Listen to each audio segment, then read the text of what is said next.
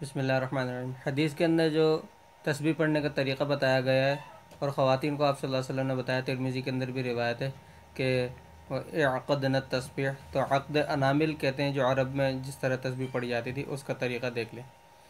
ये एक है, जो छोटी उंगली मैंने की बिल्कुल नीचे नहीं लगाई, ये एक है। फिर उसके बराबर वाली ये दो है, और फिर उसके बराबर वाली ये तीन है। ये तीन हो गई, लेकिन ये नीचे हथेली पर नहीं लगेंगी।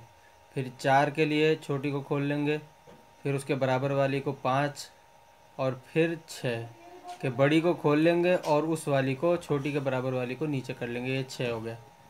फिर सात के लिए अब छोटी को बिल्कुल हथेली से लगा लेंगे, फिर आठ के लिए उसके बराबर वाली, और फिर नौ के लिए बड़ी उंगली को हथेली से लगा लेंगे। और फिर 10 के लिए जो है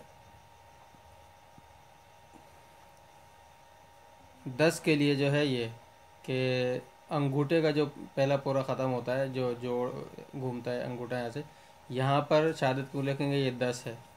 उसके बाद फिर 20 इन दोनों बराबर वाले शहादत की उंगलियों के दरमियान में अंगूठा रखेंगे इस तरह, ये 20 है।